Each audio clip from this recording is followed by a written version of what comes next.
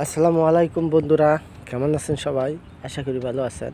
আমি হারুন বিন জলিল, কৃষকের স্বপ্ন চ্যানেলের পক্ষ থেকে আপনাদেরকে জানাই অভিনন্দন।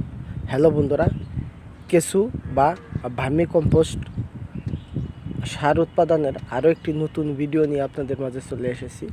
এই ভিডিওতে আজ আমি আপনাদেরকে দেখাবো এবং আপনাদের সাথে কথা বলবো ক্যারেটে কিভাবে ভার্মি কম্পোস্ট বা কেঁচু সার উৎপাদন করা হয় সেই বিষয় নিয়ে। এখন আপনারা স্ক্রিনে দেখতেই পাচ্ছেন কলা গাছ খোল কাটা হচ্ছে। এগুলো মূলত কেঁচু যে সার উৎপাদন করা হবে সেই ক্যারেটের মধ্যেই দেওয়া হবে। আর এই কলা গাছগুলোকে আগে থেকেই কেটে কিছুটা পচনশীল করে নিতে হয়। এতে করে দেখা যায় যে কিছু এই কলা গাছ খেতে মানে খুব স্বাচ্ছন্দ্য বোধ করবে। যদি তাজা কলা গাছ কেটে দেওয়া হয় তাহলে দেখা যায় যে ক্যারেটের মধ্যে থাকতে এটা পচতে অনেক সময় লাগবে। সেই কারণেই এটাকে কেটে 2-4 দিন রোদে বা এক জায়গায় স্তূপ করে রেখে দিতে হবে, যাতে করে পচন ধরার পর তারপরে ক্যারেটের মধ্যে দিতে হবে। আসলে মোট কথা হলো যে কিছু সার উৎপাদন করতে কি কি উপাদান লাগে সেটা একটি বিষয়। আসলে কিছু সার উৎপাদন করার জন্য প্রধান উপাদান হচ্ছে দুটি। একটি হচ্ছে কেঁচু আর দ্বিতীয়টি হচ্ছে গোবর। তার সাথে সারের গুণগত মান বৃদ্ধি করার জন্য যেটাকে মানে প্রয়োগ দেওয়া হয় সেটা হচ্ছে কচুরিপানা, কলা গাছ এবং আমরা যে তরিতরকারির অবশিষ্টাংশ ফেলে দেই সেটা। দেখা যায় যে এই কচুরিপানা পাওয়া যায় না, তার কারণে দেখা যায় যে সহজলভ্য একটি বিষয় হচ্ছে সেটা হচ্ছে কলা গাছ। কলা গাছ সচরাচর সব জায়গায় পাওয়া যায়, সেজন্য কলা গাছটাই ভালো আমি মনে করি। আর কলা গাছ দেওয়ার ফলে আরেকটি বিষয় হচ্ছে যেই সারগুলো মানে এই কেঁচু সার উৎপাদন করতে যেই গোবরগুলার মধ্যে কিছু পরিমাণ হলেও গ্যাস থাকে, সেই গ্যাসকে নিরসন করার জন্য এই কলা গাছগুলো বিশাল একটি কাজ করে। আর সেজন্য এই কলা গাছ দেওয়াটাই আমি সবচাইতে বেশি ভালো মনে করি। আর কলা গাছ দিলে দেখা যায় যে সারের গুণগত যেমন মান ভালো থাকে, তেমনি কেঁচুর স্বাস্থ্য ভালো থাকে এবং কেঁচু মোটা তাজা হয়। আমি এখানে আপনারা দেখতে পাচ্ছেন ক্যারেটের ভিতরে কিছু কিছু জায়গায় এই যে আমি এগুলা তরকারির যে অবশিষ্টাংশ ছিল সেগুলো রেখে দিয়েছিলাম, সেগুলো প্রায় পচে গেছে, সেগুলো আমি ব্যবহার করব। এবং কলা গাছের যে ফুল রয়েছে, কলা গাছ যে রয়েছে সেগুলোও কেটে রেখেছি, সেগুলোও ব্যবহার করব। এবং আমি আমার যে বেগুন ছিল অতিরিক্ত বেগুনগুলো সেগুলো আমি সংরক্ষণ করে রেখে দিয়েছি পচনশীল হওয়ার জন্য।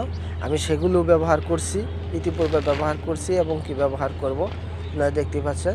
এখন আপনাদেরকে আমি দেখাচ্ছি যে আসলে একটা ক্যারেটে কিভাবে মানে কলার খোল দিতে হয়, মানে কলার যে অবশিষ্টাংশ পচনের যে অংশগুলো সেভাবে কিভাবে দিতে হয় সেটাই আপনাদেরকে দেখাচ্ছি। এখানে আমি 3 থেকে 4 ইঞ্চি পরিমাণ কলার গাছের যে অবশিষ্টাংশ রয়েছে সেগুলো দিব, এবং যদি তরকারির খোসা এই সেই থাকে সেগুলো আমি এখানে দিব। আপনারা দেখতেই পাচ্ছেন এটা একটা নেবেল তৈরি করছি। এই নেবেল তৈরি করার পরে আমি যে মূল উপাদানটা আসলে গোবর ছাড়া তো কোনোভাবেই কিছু কম্পোস্ট সার উৎপাদন করা সম্ভব নয়। এখন আমি এখানে গোবরটাই দিব। ওই যে এখানে যে আমি গোবরগুলো স্তূপ করে রেখেছি, এই গোবরগুলো আমার 1 বছরের পুরাতন গোবর। আর এই গোবরের মধ্যে আমার দেখা যায় যে এই গোবরের মধ্যে আমার কোনো গ্যাসের অংশই নেই, কারণ এই গোবরটা 1 বছরের পুরাতনের গোবর। এটা আমি কিনে এনেছি, এখানে কিনে এনে স্তূপ করে রেখেছি, আর সেই গোবরটাই আমি এখন ব্যবহার করছি। আর গোবর ব্যবহার করার ক্ষেত্রে আরেকটা বিষয় হচ্ছে আসলে যারা সরাসরি খামার থেকে সংগ্রহ করে গোবরগুলো ব্যবহার করে, এই গোবরগুলোর ভিতরে গ্যাস থাকে, মানে কাঁচা যে গোবরগুলো। আর একটা গোবরে দেখা যায় যে গ্যাস দূর করার জন্য কমপক্ষে 1 মাস সময় লাগে। আর সেই গোবরগুলোকে মাঝে মাঝে নেড়ে ছেড়ে দিতে হয় গ্যাস দূর করার জন্য। তো আমার যেহেতু এই গোবরগুলো পুরাতন গোবর ছিল, সেজন্য এখানে আমার কোনো নেড়ে চড়ার দরকার নেই। এখানে আমি খামার থেকে সংগ্রহ করে আনার পরে এখানে স্তূপ করে রেখেছি। আমার প্রয়োজন বোধে আমি এই এই গোবরগুলোই এখন ব্যবহার করছি। আমার যে ক্যারেটটা রয়েছে এই ক্যারেটে প্রায় ফুল পরিমাণে আমি এখানে এই গোবর দিব।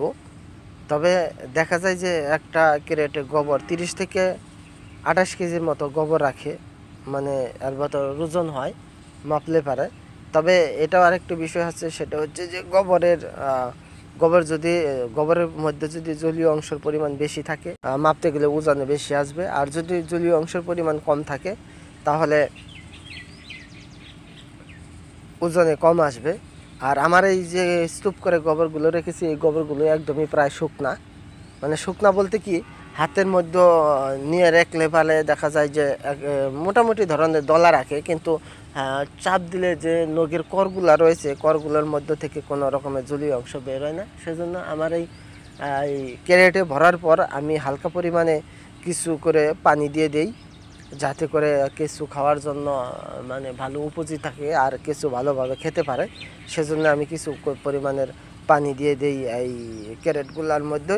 আপনারা দেখতেই পারবেন যে আমি আসলে পানি দিয়ে দিব, একটু পরে আমি পানি দিব। আসলে একটা ক্যারেটের ভিতরে কত পরিমাণে পানি দিতে হবে, আমি আমার যে 2 লিটারের এটি একটি মগ, আমি 1 লিটার পরিমাণের পানি দিচ্ছি একটা ক্যারেটের মধ্যে। এতেই দেখা যায় যে উপর থেকে প্রায় নিচ পর্যন্ত এই পানি ভিজে যাবে।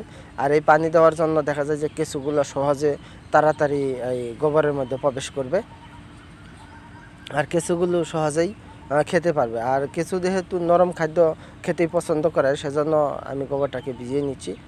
আর এখন আমি এই ক্যারেটগুলোর মধ্যে দিচ্ছি কেঁচু, মূলত যেটা আসলে মানে কর্মচারী যেটা গোবর মানে কেঁচু কম্পোস্ট বা ভার্মি কম্পোস্ট সার উৎপাদন করার জন্য যেটা শ্রমিক, সেই শ্রমিককেই আমি এখন এখানে দিচ্ছি খাবারের মধ্যে। আর এরাই এই পুরা ক্যারেটটাকে সারে উৎপাদন মানে রূপান্তরিত করে দিবে। এখানে আমার যে কেঁচু রয়েছে, আমি যে প্রথম বিডারটা কিনেছিলাম সেই বিডারেরই কেঁচু এখানে আমার কেঁচু রয়েছে 250 গ্রাম। আমি নেট ওজন করে এখানে এই কেঁচুটা দিয়েছি। আর প্রতিটা ক্যারেটে আমি দেখা যায় যে 250 গ্রাম করে দিই। আর 1 মাস পর পরে এটাকে আমি মানে সারের জন্য উপযোগী মনে করি। আর আমার 1 মাস পর পরেই এই সারটা উপযোগী হয়ে যায়। আমি দিয়ে দিলাম এখানে 250 গ্রাম কেঁচু আমি এখানে দিয়ে দিছি। আর এখন এইভাবেই আসলে আমি মূলত প্রতিটা ক্যারেটকে আমি ওই সার তৈরি করার জন্য উপযোগী করি। আর এখানে আমি আরও কিছু হালকা উপর দিয়ে যে কলা গাছের খোল রয়েছে কেটে রেখেছিলাম, মানে কিছু পচনশীল, সেটাকে দিয়ে দিচ্ছি। আর এটাকে দিয়ে দেওয়ার কারণ হচ্ছে এখানেও এখন পর্যাপ্ত পরিমাণে তাপ রয়েছে, প্রচুর তাপ, চৈত্র মাস, প্রখর রোদের তাপ। আর এই কলা গাছ উপরে কলা গাছের খোল দেওয়ার ফলে দেখা যায় যে গোবরটাকে ঠান্ডা রাখবে এবং যেই আর্দ্রতা, জলীয় অংশ আর্দ্রতা যেটা, সেটা ধরে রাখবে। সেজন্যই আমি এই কলা গাছের কিছু পরিমাণ খোল উপর দিয়ে দিলাম। তারপর একটা বস্তা দিয়ে এটাকে সুন্দরভাবে ঢেকে দিচ্ছি।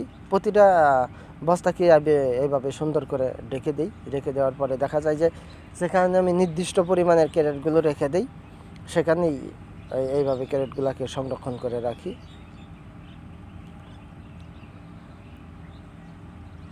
এইভাবে আমি ক্যারেটগুলোকে সংরক্ষণ করে রাখি।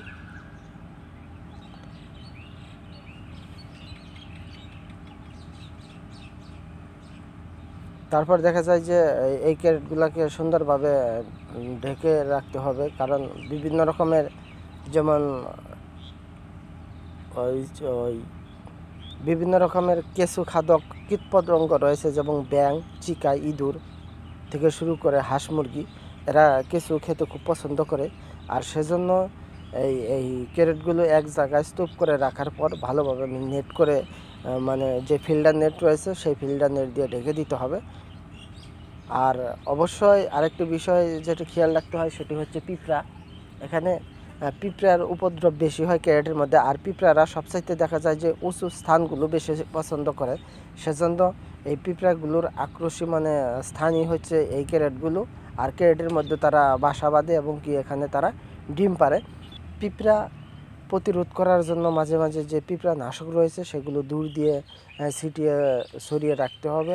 এবং কি দেখা যায় যে যদি কেরোসিন দেওয়া যায় আশেপাশে, দূর দিয়ে কেরোসিন দিয়ে ছিটিয়ে রাখা যায়, তাহলে পিঁপড়ার উপদ্রব থেকে অনেকটাই রক্ষা করা সম্ভব হয়। আর মাঝে মাঝে চেক করতে হবে, দেখতে হবে যে আসলে কিছু 2-4টা সাইড দিয়ে বেরিয়ে পড়ছে কি, কোনো তাপের কারণে গরম হয়েছে কিনা, এইসব বিষয়ে কিছু খেয়াল রাখতে হয়। যেহেতু এই জিনিসটা থাকবে 1 মাস পর এই সারে রূপান্তরিত হবে, সেজন্য মাঝে মাঝে বিভিন্ন ক্যারেটগুলো এদিক থেকে সেদিক সরাইয়া ক্যারেটগুলো দেখতে হবে। আর ক্যারেটের ভিতরে যদি পিঁপড়া থাকে তাহলে পিঁপড়াগুলোকে অবশ্যই দূর করার জন্য চেষ্টা করতে হবে। তা না হলে দেখা যায় যে কেঁচুগুলা যে রয়েছে সেই কেঁচুগুলো পিঁপড়ায় নষ্ট করে দিবে, এবং পিঁপড়া ক্যারেটের ভিতরে থাকার কারণে দেখা যায় কেঁচুগুলো ক্যারেট থেকে বের হয়ে আসার চেষ্টা করে।